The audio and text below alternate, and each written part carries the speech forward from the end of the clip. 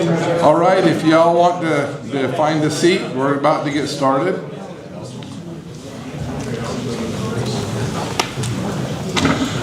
First of all, we're going to have Carl come up and talk about some of the upcoming events. And we're waiting, and we're waiting, and we're waiting. Here's Carl. And we're waiting to start now, Carl. Okay. All right. All right. Let's see. Spacebar, right? Well, the 7-6 barbecue. Everybody knows this story. Don't let some lame family reunion get in the way of the 7-6 barbecue. June the 7th. June the 7th at 10 a.m. to 2. We'll provide the chicken. We're gonna cook the chicken on site this year. We'll have the GOTA station. We'll have door prizes. It's Highland Glen Park, which is right below Lone Peak High School down there by the little lake. And we got the pavilion there, so it'll happen rain or shine. We usually eat around noon, and we'll have some drawings for prizes, and you can buy more raffle tickets and increase your chances and stuff like that, like we do every year. It's a lot of fun.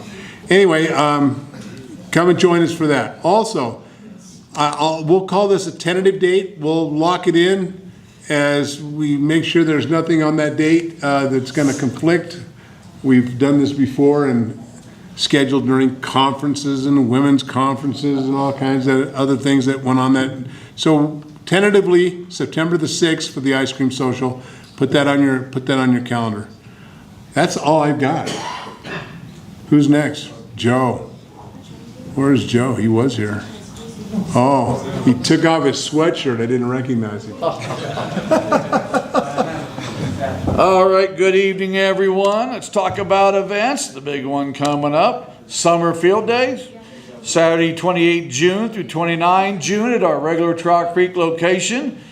Saturday about 5 o'clock, we're going to have the potluck. We're having spaghetti this year. So about a month before that, we'll put out the Excel file on Google Docs. Is that what it is? Google Docs? Whatever we use? Google? Yeah. We'll put it on there for people to sign up. We're going to sign up for salads and side dishes and potlucks and all that stuff. So the club will be providing the spaghetti. So bring your appetite. I'm taking my camper up there about the 19th of June. Okay, I always like to go up the week a little bit before. That way, if you want to bring your camper up sometime on a weekend before or during the week and set it up, and so somebody's there to watch it. Me and my granddaughter and probably a few other people will be there to watch it. We're well armed. All right, the ham radio fair will be Thursday, 17 July at 6 to 8 p.m. at Pheasant Brook Park. Pull out your phone, put it in there, we'll take you right to it. Okay, back one. Back page. Up, no, page down, up.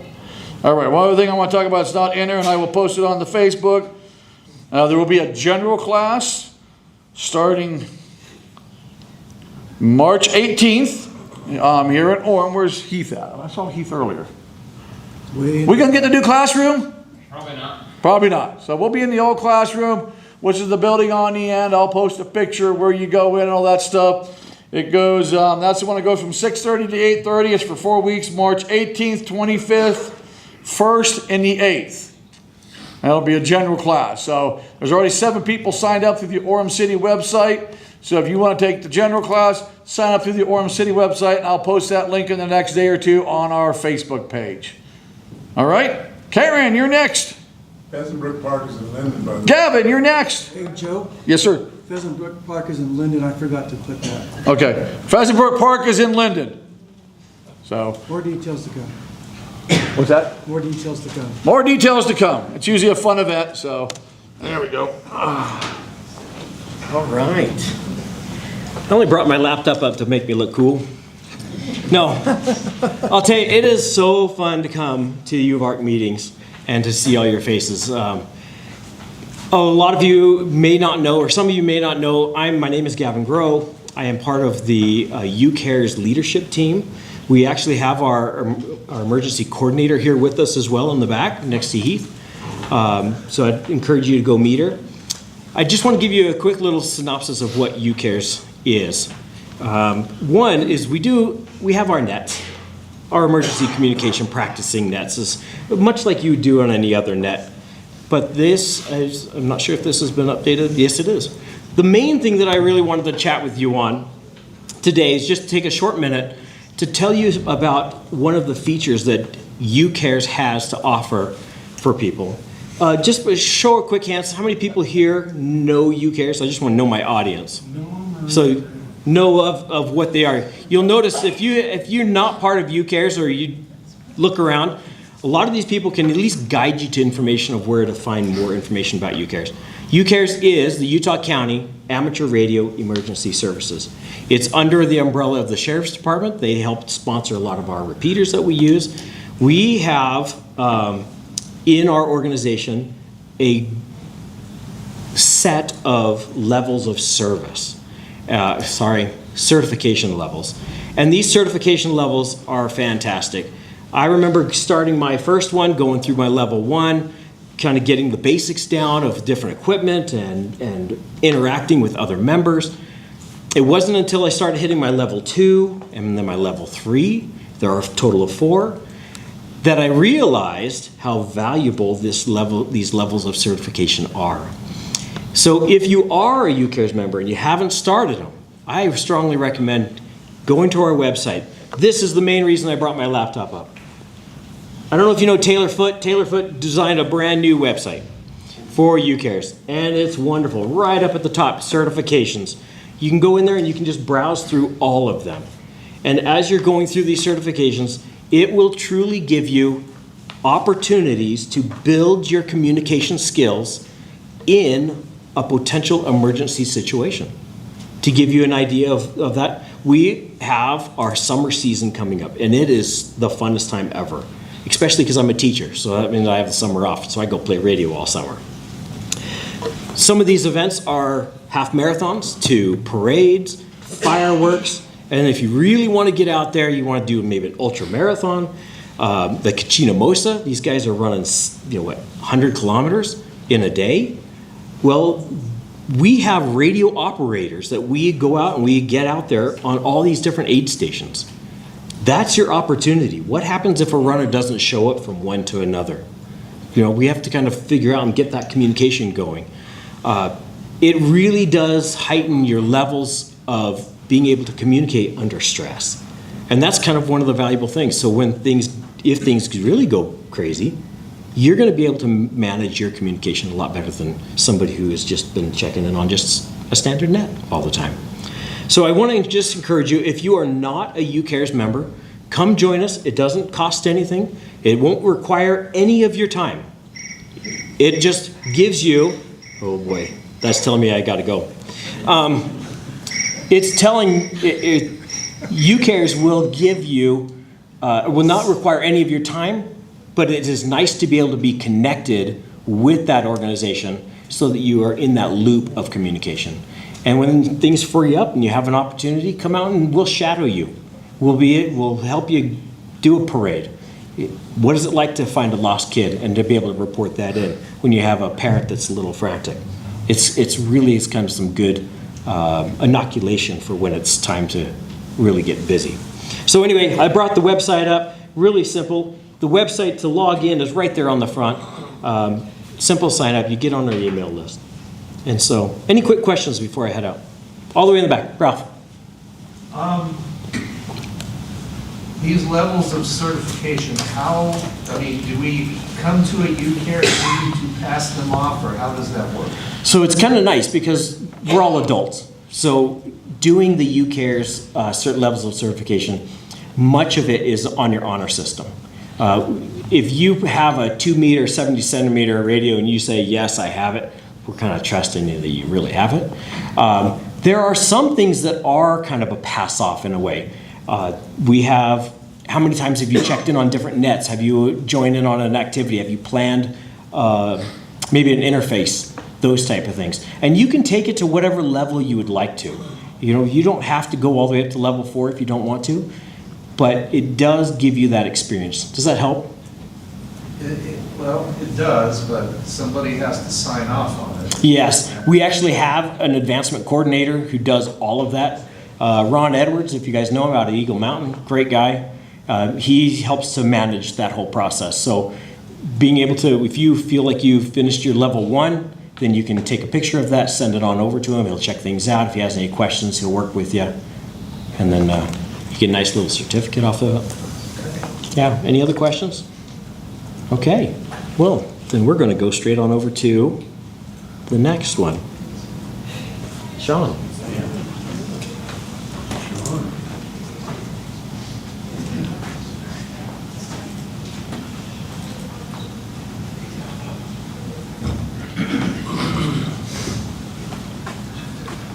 All right, ladies and gentlemen, this is one of the best parts for me. I get to announce all of the new ham licenses and upgrades. So these are our brand new ham radio people since the last meeting. Okay, do we have any of them here today?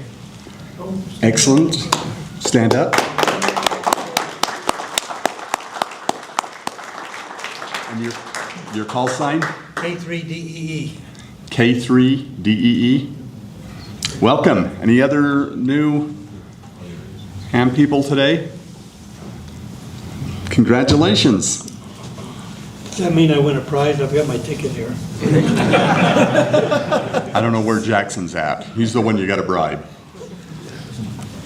Okay, upgrades. We have one to general. Any other upgrades we may have missed, or any new hams we may have missed? Okay, and one last question. Anybody else for their very first time to be here today? Anybody? Okay. Stand up, introduce yourself. Walter Johnson, KE7BUF. I probably attended one of these meetings like years and years ago, but I've forgotten all about it, so anyway, there I am. Okay, one more in the back. I'm Austin Peterson, and I guess I'm just studying for my technician's license. Figured I'd kind of see what it's all about. Fantastic. Okay, anybody else? Whoop. I'm Dirk Ostermiller, held W7KCC for a lot of years. Went to Germany on a mission, and it expired. So I'm in the process now of deciding, hey, maybe it is worthwhile to do this again. So I've been licensed since 1957. So I've been around a while, but this is the first time I've ever been here. And Well, welcome. the only person's name I even recognize is Larry Jacobs. We were climbing the 1676 tower together at 300 feet quite a few years ago. I don't do that anymore, Dirk. Not unless you want to hold my leg, that would, you know. All right. Well, I think I went too far. I think you guys were right. No, that's right. Yep, that's right. Larry. But you know, I'm gonna say something. Oh, no G. No G. Whoa.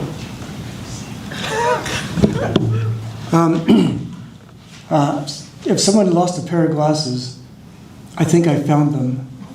And if they're yours, please take it from me before I fall and kill myself. Whoa. All right.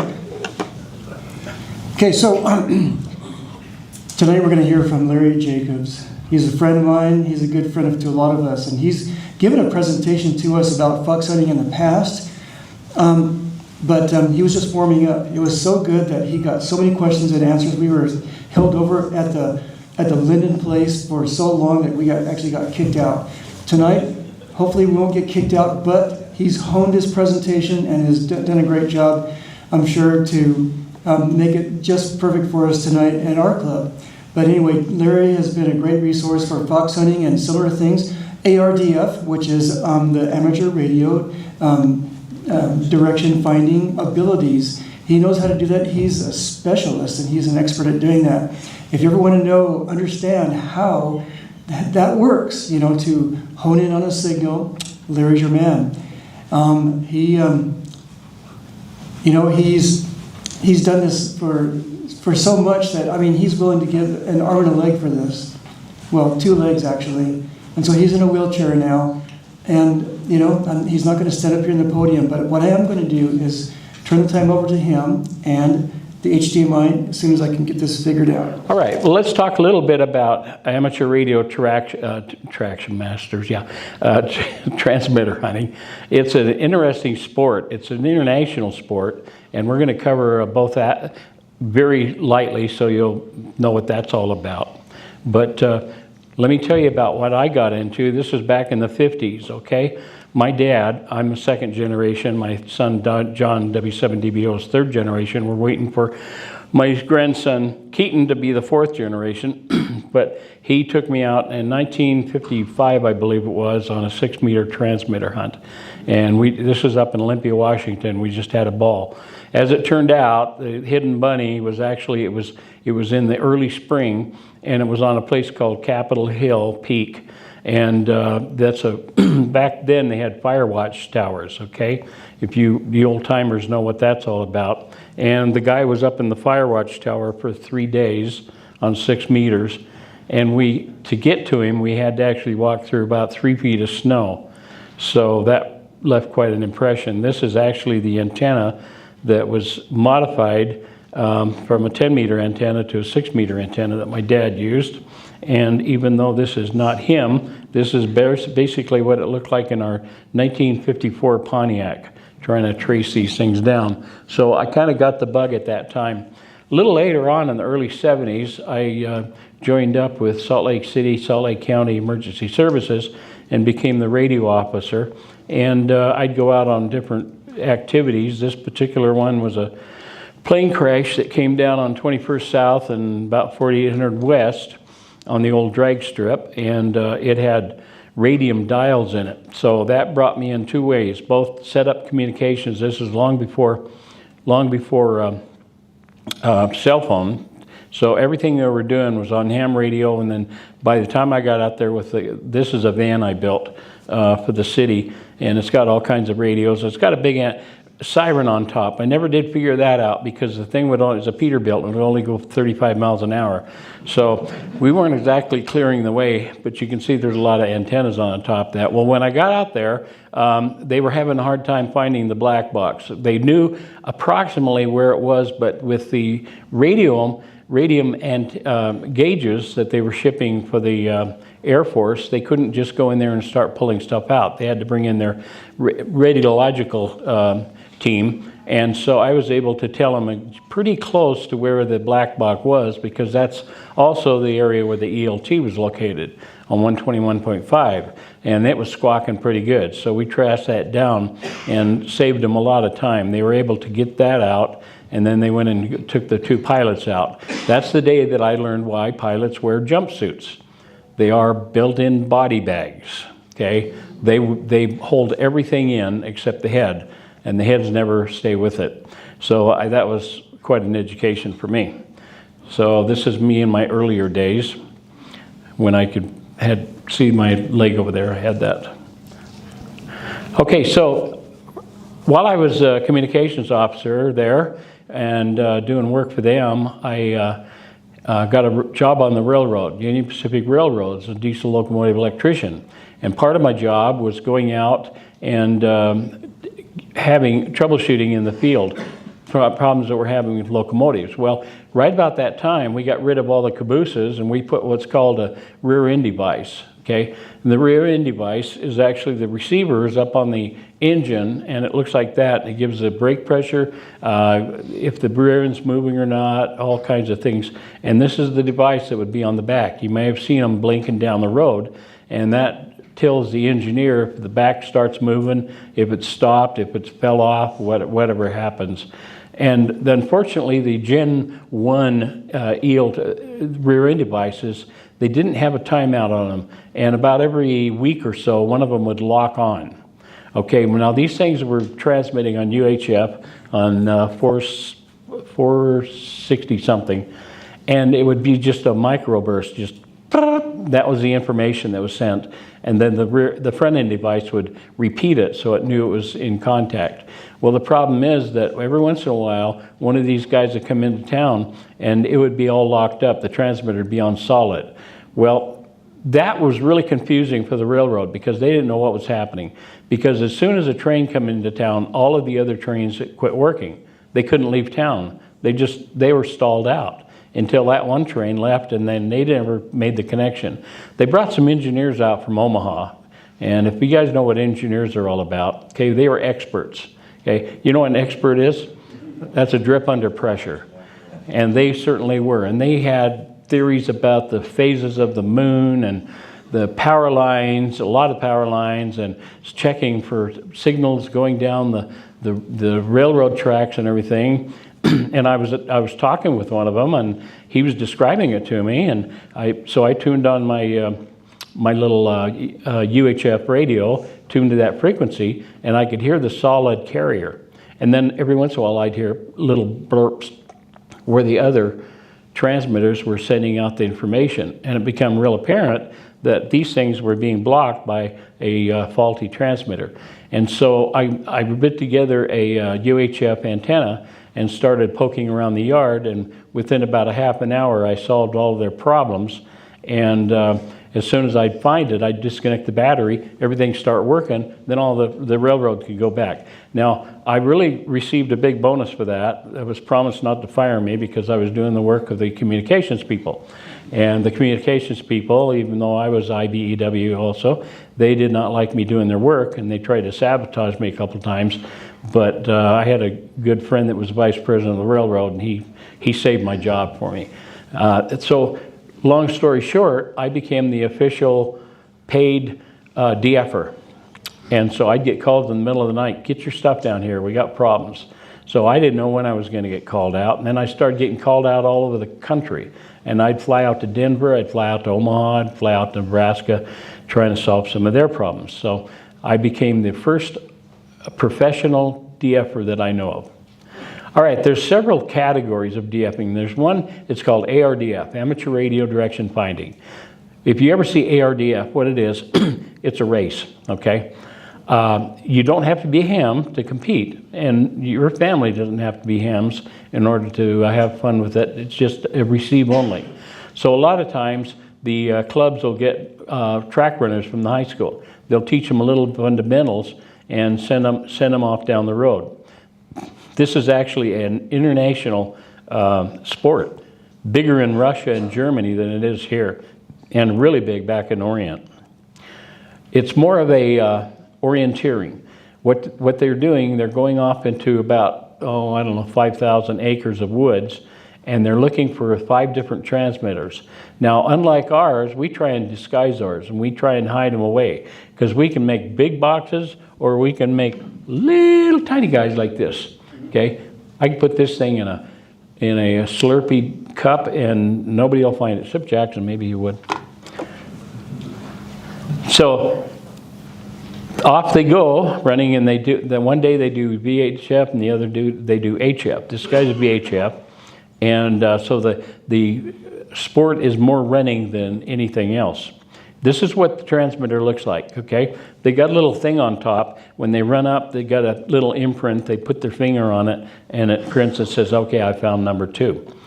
So rather than a hidden transmitter, it's like a beacon that's somewhere in the woods.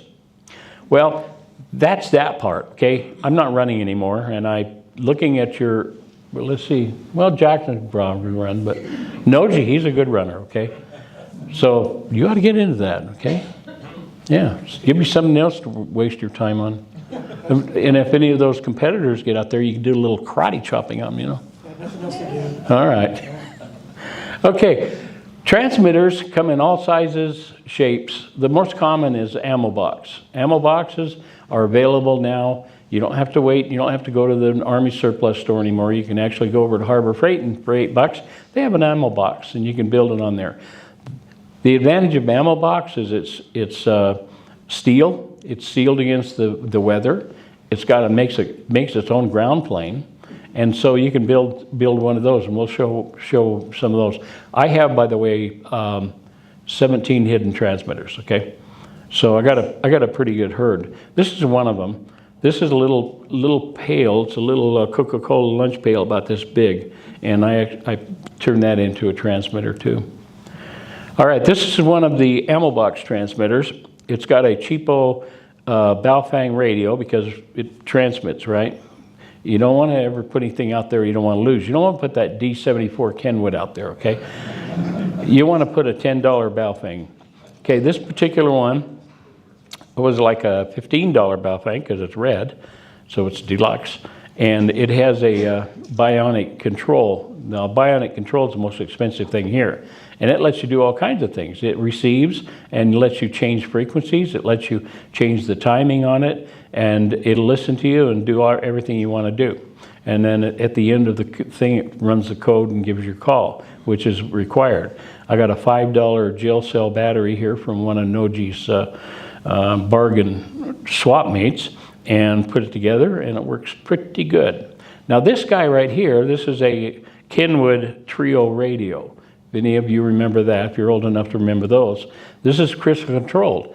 Now that when I got it, it was given to me at the Utah VHF Society swap meet, and it didn't receive, but I didn't need to. I just needed to transmit. So I looked at all the crystals. The only crystal I could find that was on a frequency not used here was 146.37. So I have one on a really weird frequency. Now, in order to key this thing, I didn't want to put a $50 controller on it. So what I did is I sent off, I had actually got about 10 of these for $5 on eBay. This is an Olympic digital recorder. And so I took sound effects from this, put into the radio, and that was turned it on, and I put a big enough battery. I actually put 2 batteries in this one, and it'll run about 24 hours. In a little bit, we'll talk about what the noise that makes. So you don't need a lot of money to get into this stuff. Okay, here's 5 of my transmitters. These are, again, Baofeng extended battery with the digital recorders. And all together, they work quite well because the Baofeng radio, along with a lot of Chinese radios like this one I just got, they have a Vox feature. So you don't need this thing to key it up. You just take the audio from the little digital recorder that you have, and you take the cable. You can actually build a cable out of like this. You know those earphone mic cables they always give you on Baofeng radios you never use?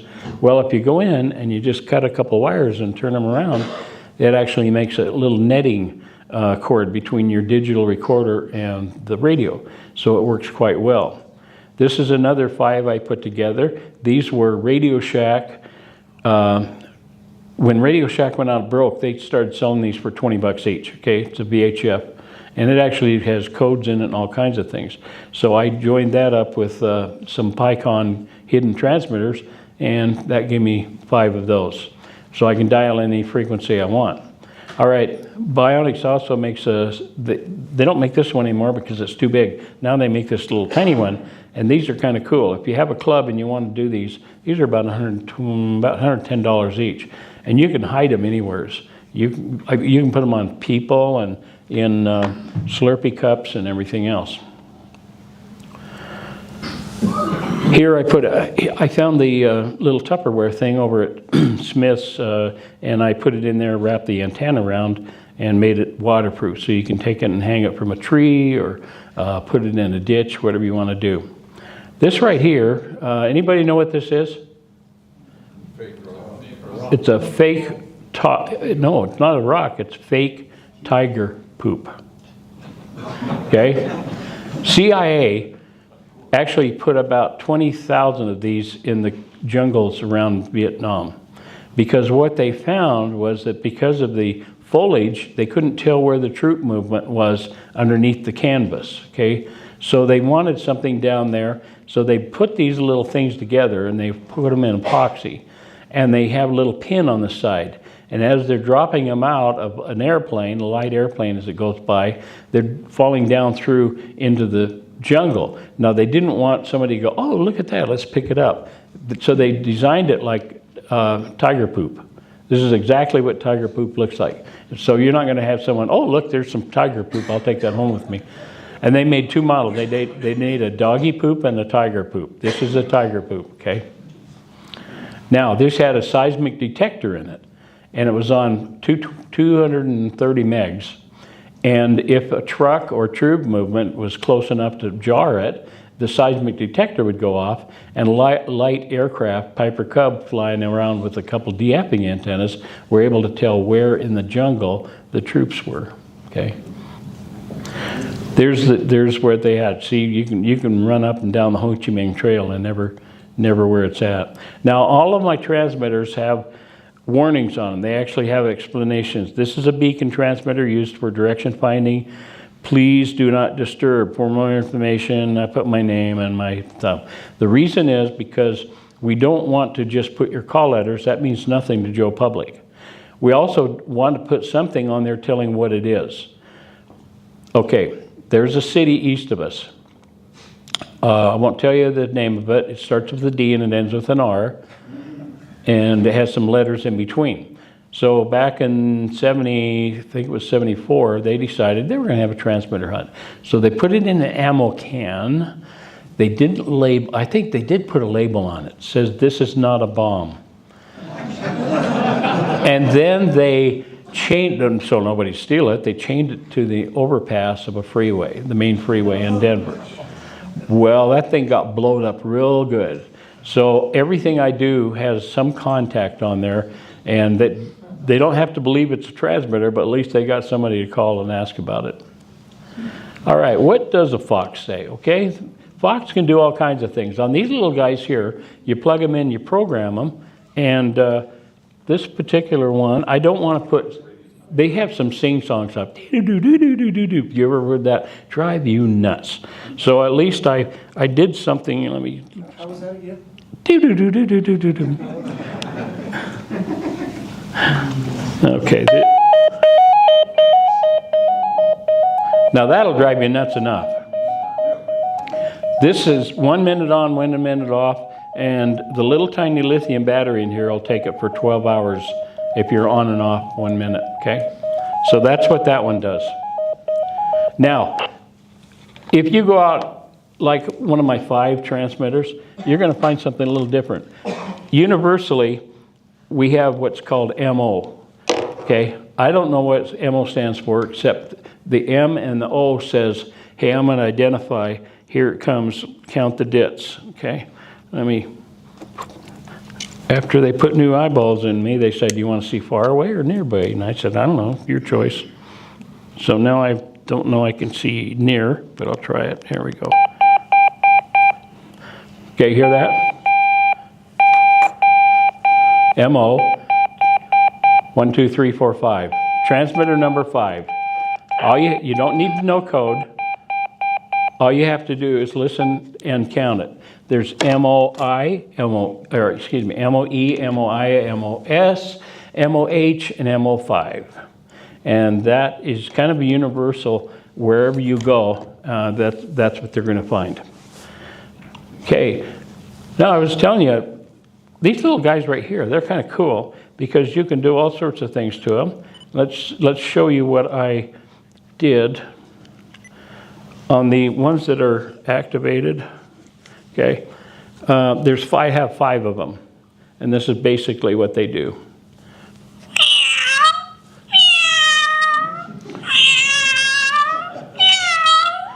And that's what is anybody here hunted for my animal fox? Yeah. Okay, and then I go through a whole animal farm. Then another one, I have Gordon West giving a extra class lesson, and another one I have the Beehive Net on, and another one I can't remember. There was all 5 of them, and they all have different. So it's really entertaining if you're looking for one of my foxes that does that. And that's what the fox says. Okay, now, when you get out there, you have to have some way to say, here, I was here first. But you don't want to exactly put a clipboard next to your transmitter because people will be looking for clipboards. So you can take things like this Del Taco wrapper and use that as your sign-in. Another one back in Connecticut, they have a what they call a scavenger hunt. They'll put 3 transmitters out, and there are tags on them going from 1 to 8.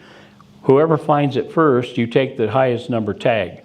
If this guy found it first, he takes a number 8 tag, and then and it gives him the frequency on the back to the next transmitter. So off he goes after that one.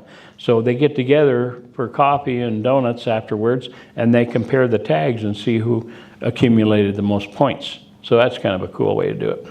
Now, when you're putting one out, here's what I suggest you do. Put it in a public place. Don't put it in a trash can.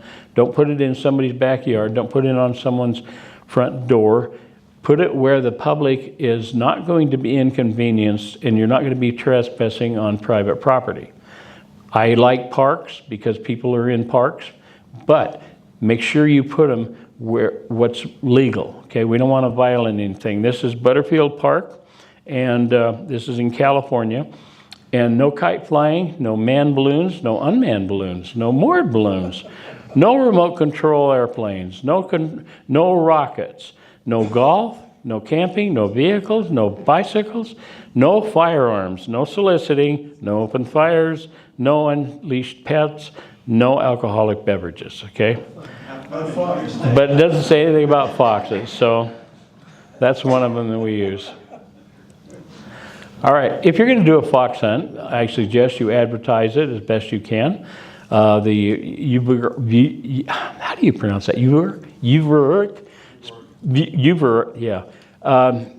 Web page, that's a good one. Also, I have a web page, a Facebook page. It's called Utah ARDF Fox Hunt, and you can go there, and we put everything there. And so advertise it at least a week ahead and get the word out.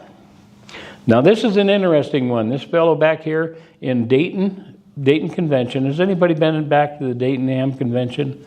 That's crazy time, isn't it? Yeah, you ought to go back there at least once. Since they moved it over to Greene County, they have really got a lot of room to spread out. So the local club there puts on a fox hunt every year on a Saturday at 5 o'clock. What's different about that one? Well, you have 1 hour to find up to 35 transmitters. Now, how many transmitters you can find out of 35 in 1 hour is pretty incredible. That is in case unless there's a tornado coming, which generally every other year is, then you only have 30 minutes, okay? So it's a real hustle one, but they may look like flowers, they look like pine cones, they look like everything except what they are. So that is always a fun one to go to.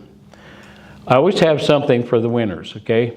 I used to give Hunter's Mix nuts, but Costco quit carrying them, so I had to go to candy bars this year. All right, and here's the fun part. This is what you get to do if you want to be the fox, okay? And you can be the fox simply by getting in your car, going out to a park and sitting in there and mocking everybody. Back in the early 70s, when Dirk was a young man, we had fox hunts at UVARC, and I used to do, I took my tape recorder, and I would sit in a car somewhere, and I'd start playing different things. Like the first minute, I'd play railroad horns. And then we had a secondary channel that the guys would communicate back and forth. And yeah, he's down by the railroad. I heard and then I'd play a circus calliope. And then I'd play a steamboat whistle. And, you know, after a while they figured out I was probably lying. The thing about foxes, okay, I'll tell you this right now about a fox, okay? The fox will never lie to you. The second rule is the fox will never tell you the truth. So it's up to you to figure out which one of those you want to use. This rock is a famous rock. This was down at Ruby's Inn one year. And one of our guys who was in charge of fox hunting, putting stuff out, he went over to Modern Display and he had this rock built. This is a hollow rock. He took it and put it out in the middle of the field, and I can't remember who found it, but he said he walked around this rock a dozen times trying to figure out where that transmitter was, and he decided to stand up on it and see if he could see it. And as soon as he stood on it, it's like, whoa, there's something wrong with this. This is the famous dripping faucet from Ruby's Inn, okay? This is actually a PVC pipe. It's got an antenna inside. Back in the bushes is the transmitter. We took and put a hose on it, run it over to a real faucet on the other side of the bushes, turned it on a little bit and let it drip. So we had a dripping fox hunt transmitter. You got to be careful when you're looking for foxes. This is, a lot of times they'll put the transmitter back in somewhere you won't find it. Remember, this is hidden transmitter contest, not a hidden antenna contest. So if you just find the antenna, you can't call it that. They'll even have a little number on there and you think you found it. You got to find out where that transmitter's at. This is Max Smith down in Albuquerque, New Mexico. This was a nighttime fox hunt. Max took a bunch of black balloons. He put one of these little transmitters on it with a very thin lead fishing line that you couldn't see. And he tied it to the top of a fir tree about 20 feet up. And everybody was around that thing all night long with their flashlights looking for it. Nobody ever looked up in the air, so it was never found. All right, you want a place to put a transmitter, but you're having a hard time? No problem. Dig a hole, put it in the hole, go over to Home Depot and get a lid. You've got instant. Now this is another one we did back about, I don't know, 10, 15 years ago. This is the parking lot at the police academy. And they have a lot of police cars there that they use for chasing each other all over the place. And so we had my son is, he's a supervisor over, he's just one of the trainers at the police academy, at Post, we call it Post. And he had the keys to all the cars. So what we did, we took a transmitter, we put in the trunk, and then we hooked the transmitter up to one of the VHF antennas, which there were dozens of them out in the, so what happened was when they finally traced it down to the parking lot, now they had to figure out which car with an antenna had a transmitter that was transmitting. And I believe one person found it. Okay, we've used junkyards. This particular one, I was out in Grantsville, and I got a friend out there whose dad owned a junkyard, so we put one out there.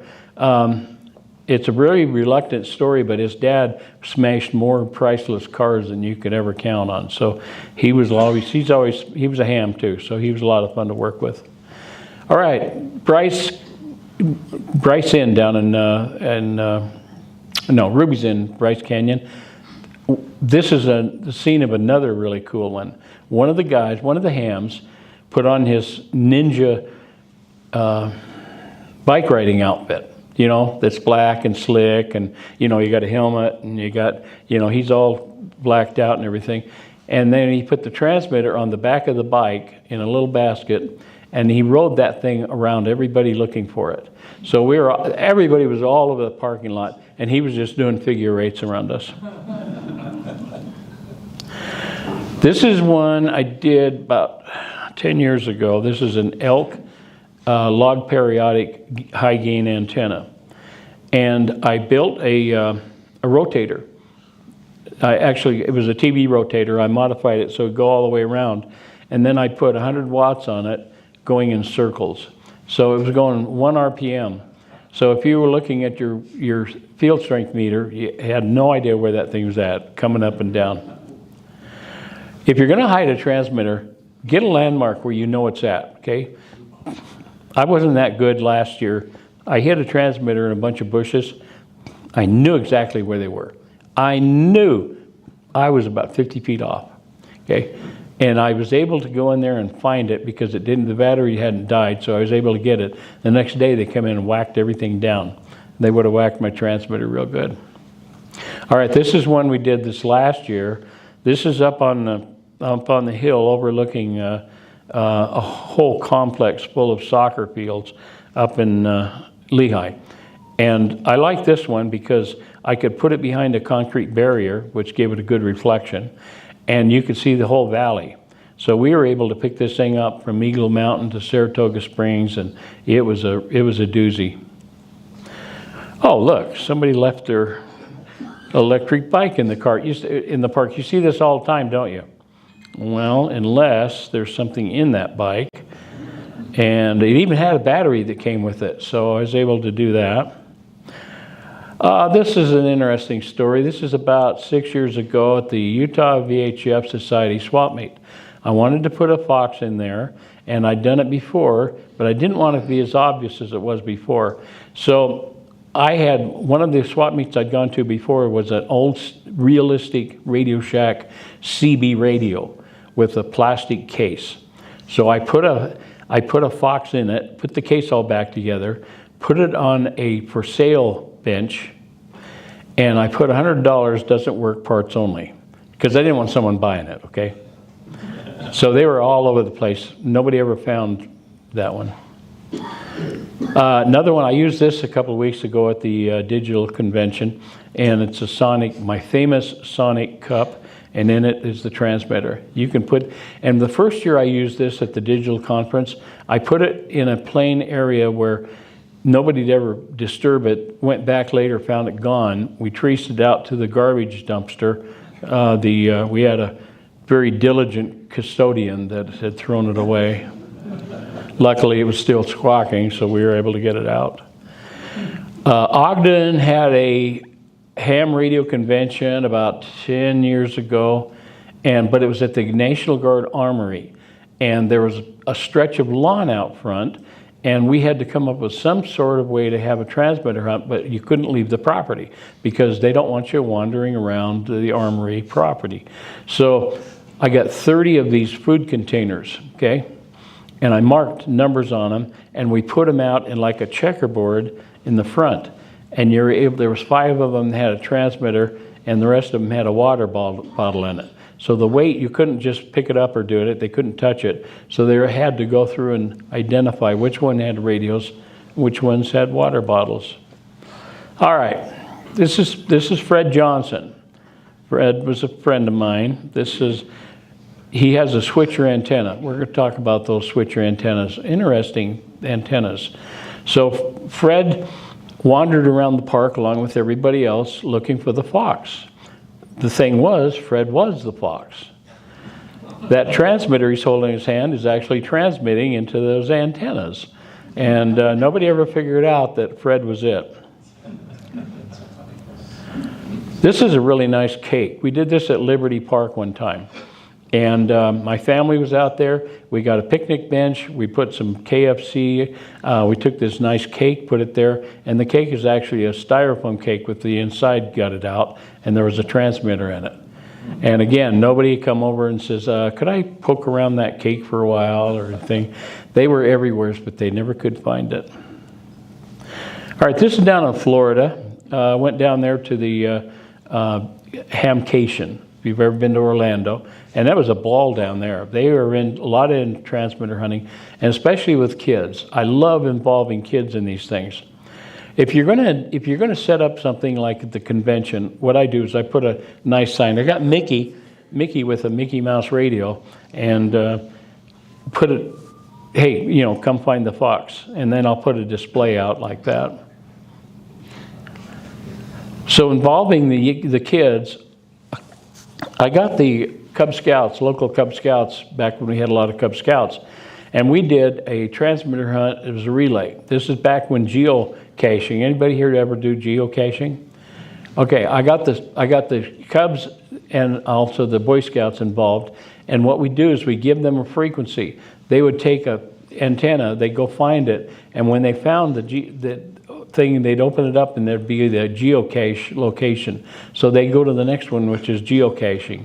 And then there they would pick up the frequency for the next one, and so forth. We went to about 6 different locations, and the kids had a ball at that. These are my grandkids and their cousins out. Every time we go out in the field. And by the way, the Jacobs Field Day Camp will be active this year, and we will be up in the undisclosed area where it's nice and cool and green, looking down on you guys and having a ball.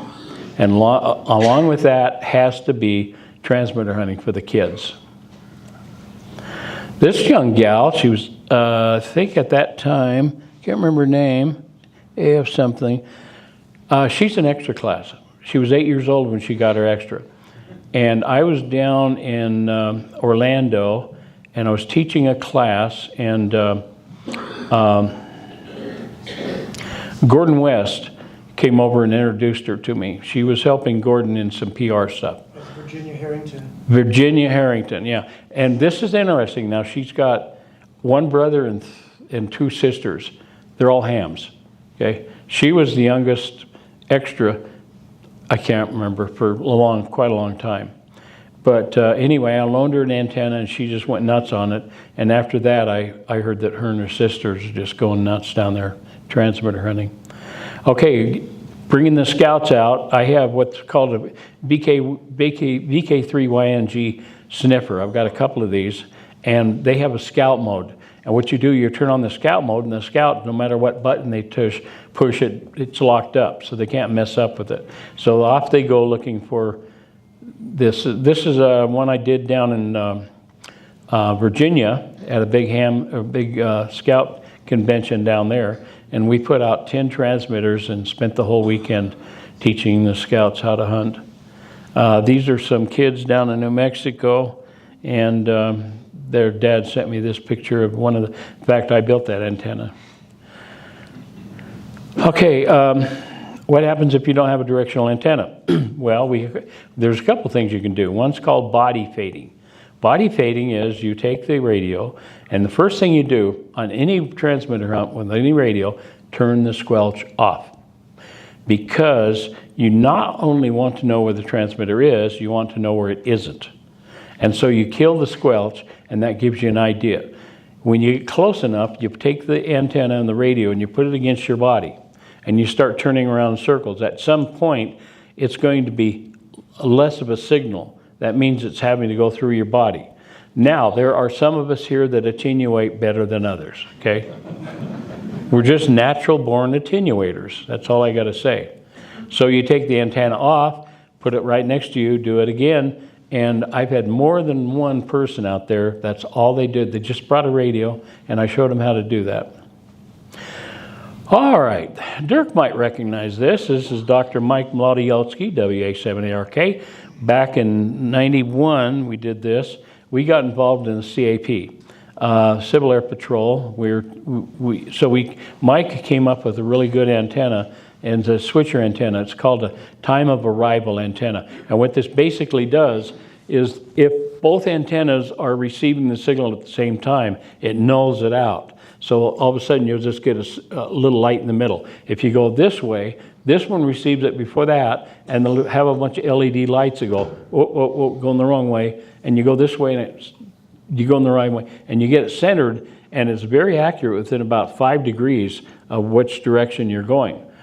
We started out building these things way back in the 70s, and having good success. We found several airplanes.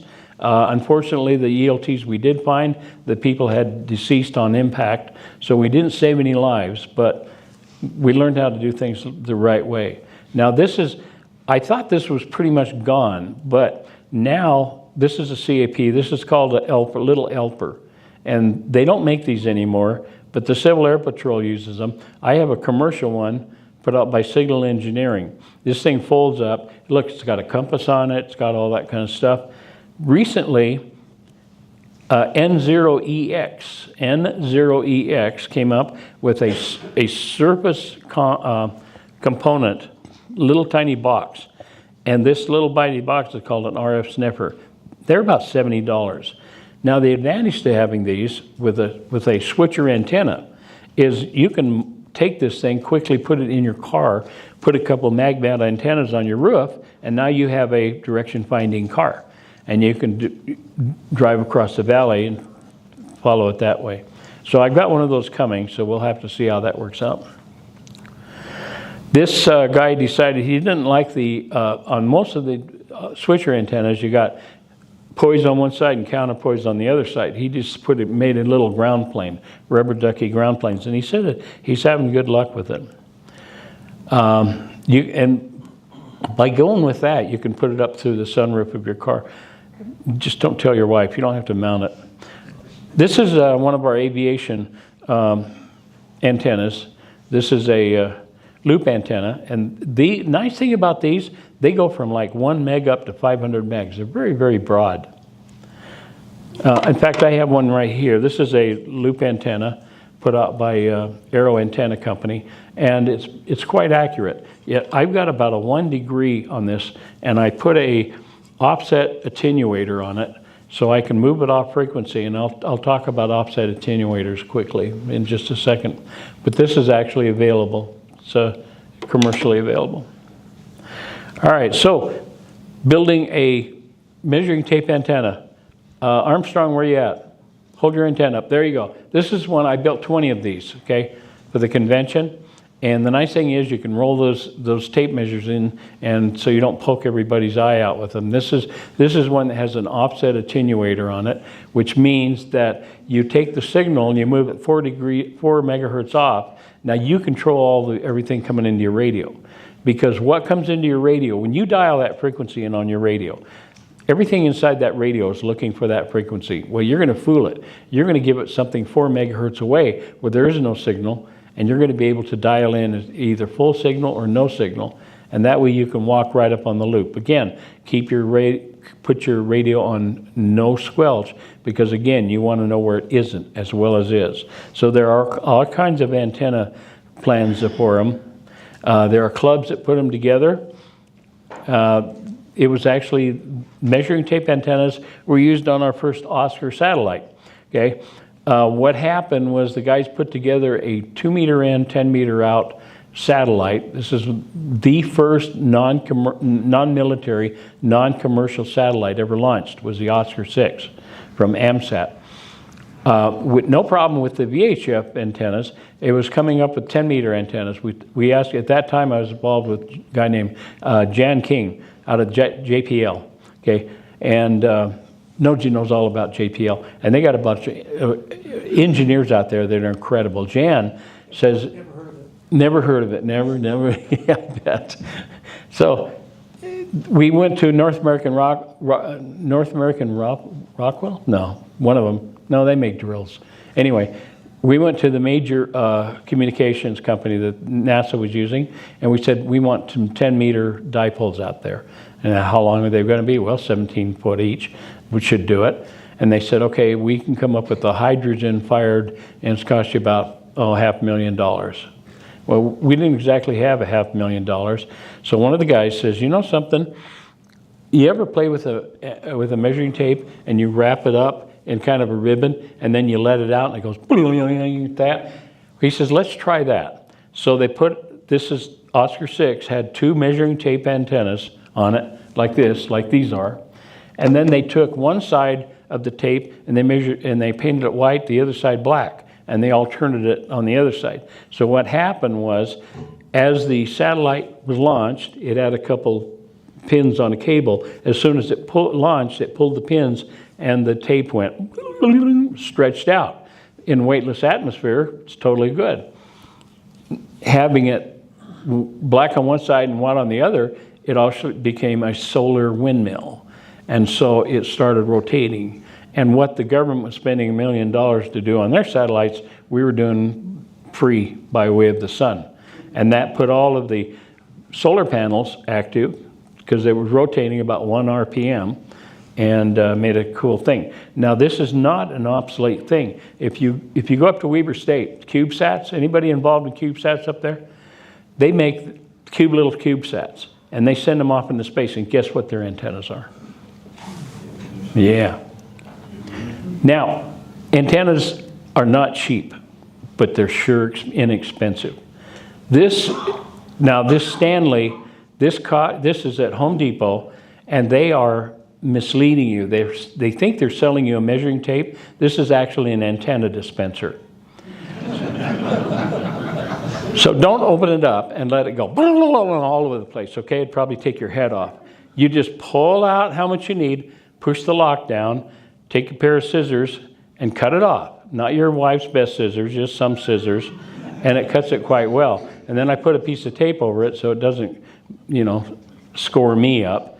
And Gorilla Tape works really good. They make Gorilla Tape in a little roll like that at Home Depot. Also get yourself some cutters. Don't try and do it with a hacksaw. I use if I'm building antennas like that, I use 3/4 inch PVC Schedule 200. I don't know why they call it 200, because the other stuff that's thicker, that's called 70. But we're not holding water pressure, so we go with the lightweight stuff. Makes it a lot easier to cut, and it gives you more room to take those and put them in. Now, what you do is you get your moto grinder. You don't have a moto grinder?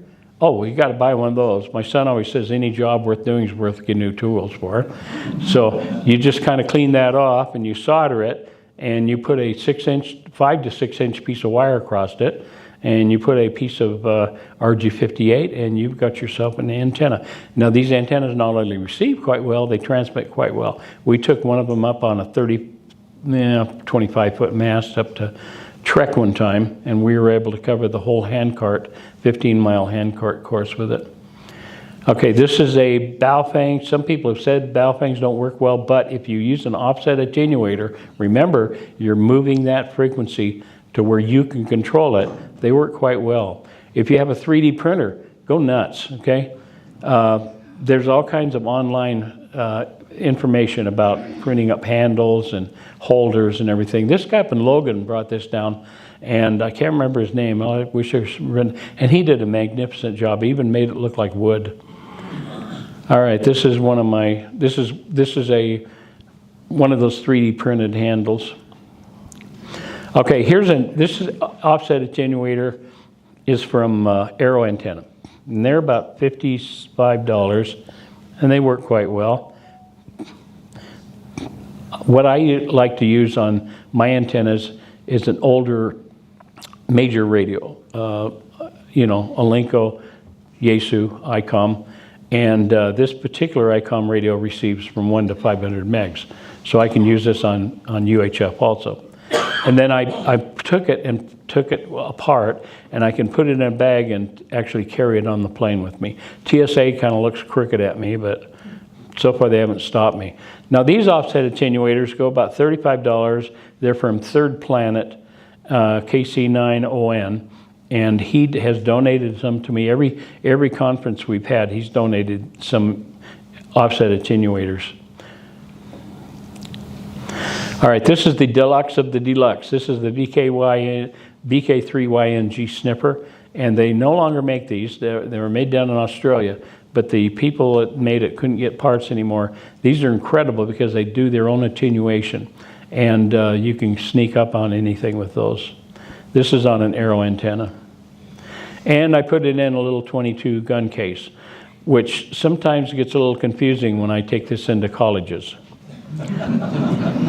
I have been warned about that. All right, let's talk a little bit about, I'm going to show you this one here. This is a UHF antenna I built, measuring tape antenna. I have the Third Planet offset attenuator. I've got a little crummy Baofeng here. They don't make those anymore, but it's kind of a cool little radio. And I built it on 1/2 inch. And the reason I built this is because we have a very active GMRS society. Anybody here into GMRS? Yeah, okay. There's a website, there's a face page where they hang out, and the guy that had the face page, he put a lot of money into fox hunting, so he had some transmitters. So I built this for one of the guys to use. Also, I use this on ham radio because if you have a 146 signal, what's the third harmonic? Bueller. 437 or 437 about that. So you got a, third harmonic, 437. So now is, 3 minutes. 3 minutes? You can have 3 minutes. Oh. Okay, so I built this and you can use it on harmonics or whatever. Very quickly, let's tell you about the crazy people in Southern California. No rules, no boundaries, no complaints, no clubs. They get into this stuff heavy. This is a 100 element beam pointed into the hills, bouncing stuff off. This is a fox hid out in the Death Valley where it's 138 degrees. They take their wives, well, maybe not their wives, they put antennas up through the window. Now, the big one was about 8 years ago. They told them when you leave Los Angeles, head east, pick up the signal and keep following it. Most of them dropped out in Las Vegas. The ones that held together found the transmitter on a 44 element moon bounce VHF array on top of Washington Peak outside of St. George, 356 miles away, running a kilowatt. They are nuts, but they have a heck of a lot of fun, and I'd like to see you guys come out and have a little fun too. Thank you.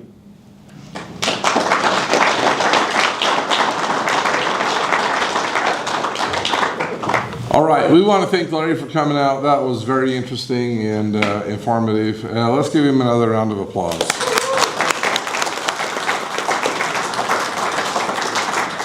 Also wanted to thank Keith for making the room available for us. He always does a great job. Looking forward to some of the new stuff they got coming up for us and the new meeting spaces they'll have for us. And I also wanted to thank Trevor.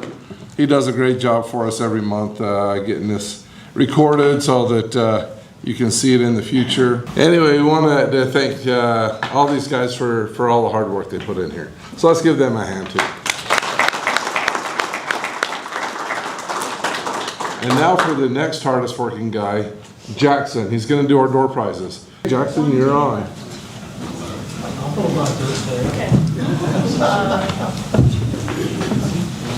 Yeah, so I need to get my prizes. So for the prizes we have a club light, signal stick, survival kit, a GMRS radio, and you're going too fast. Okay. Club light. What is this? It's a club light, signal stick. Survival kit, GMRS radio, ARRL annual membership. And the pocket journal. I need my bucket. Because I'm not.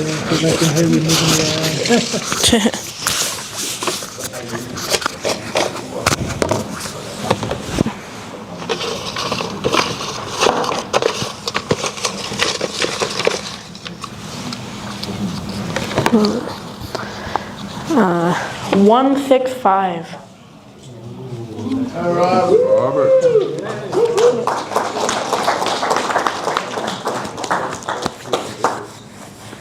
Hold up there. A little bit. There we go.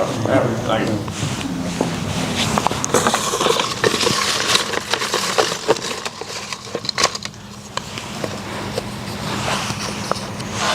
131.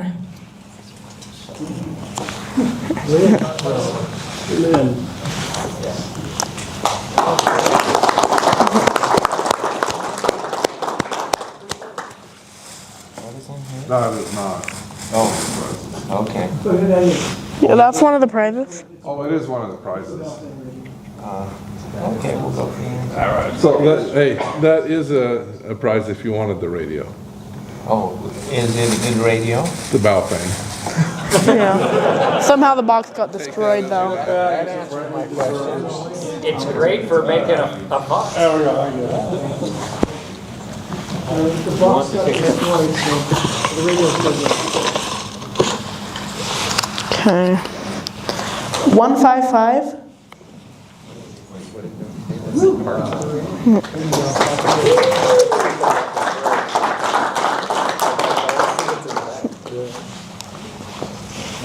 they just keep calling or what? Okay.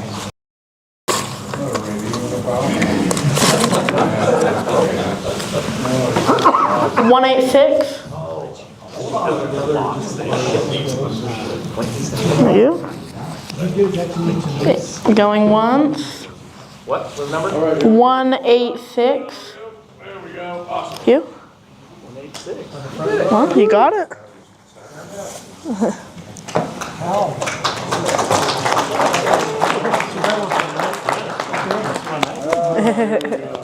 Tell you to freeze dry. That's fine.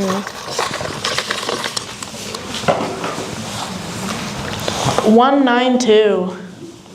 That's me. Father and son. Just so. A club light. A club light. Club light, I'll take the light. It's not any, just any light. Thank you. All right, wait, hold up. There we go. There we go. 2 more. 190. 90.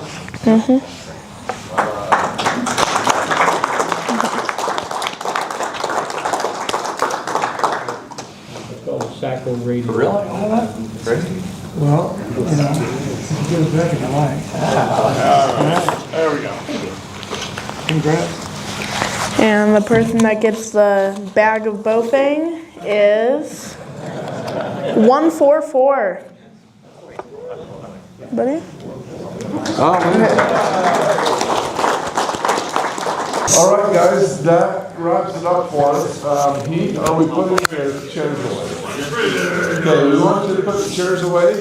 Make sure you find the one with wheels and get those on the bottom. And then after we get all cleaned up here and we chase you out, we're gonna meet you over at Apollo Burger for some dinner afterwards. So if you wanna come and enjoy the fun, we'll see you at Apollo Burger. And we'll see you next month.